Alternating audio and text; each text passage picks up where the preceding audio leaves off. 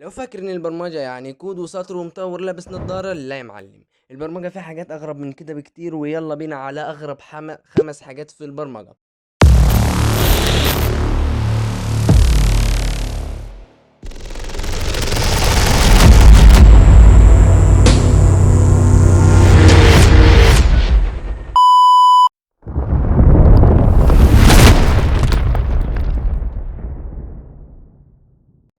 اول حاجة وانا شفتها غريبة جدا، ان اول مبرمج كان ست، وعملت ده عشان تعرف يعني ان ده كان تقريبا في سنة 1800، يعني تقريبا قبل اختراع اصلا الكمبيوتر. يعني هي كانت بتبرمج من غير كمبيوتر، كانت بتبرمج قبل البرمجة. اموت واعرف كانت بتبرمج ازاي، او بتبرمج ازاي يعني مفيش كمبيوتر وانت واحد مش عايز تبرمج من على التليفون. الحياة التانية، في بج أو خطأ قتل فعليا الناس. يعني كان في جهاز لكشف السرطان، الجهاز ده فيه خطأ، فبدل ما يطلق كمية إشعاع مناسبة طلع كميات رهيبة قتلت الناس وقتلت المرضى. فالبرمجة مسؤولية برضو. فالمرة الجاية خلي بالك وانت بتعمل رن.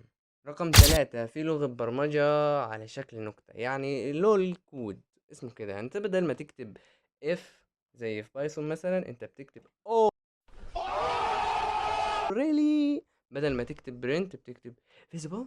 يعني الكود كده ميم، وليه طبعا لو كتبت بيه في شركة اعتقد انك هتودع. رقم 4، ودي يعني مش غريبة أوي، إن كل 3 ثواني بتتولد موقع جديد. يعني وأنت بتتفرج عليها في 20 موقع اتولد، يعني عادي. يعني رقم 5، ودي اللي أنا قلت لك استناها لأنها غريبة جدا. في لغة اسمها برين. اه والله اسمها كده بالظبط.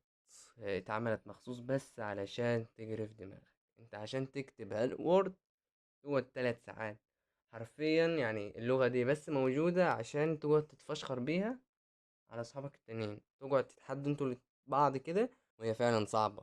يعني الكود زي ما انت شايف قدامك كده، انت فهمت ايه؟ ايه ده اصلا؟ ايه ده؟ يعني انت ازاي هتعمل كود كده؟ في الختام، لو عايز من النوعية دي اكتر من الفيديوهات، يعني اتمنى تضغط لايك وتشرفني بالاشتراك عشان استمر لو عجبك. سلام.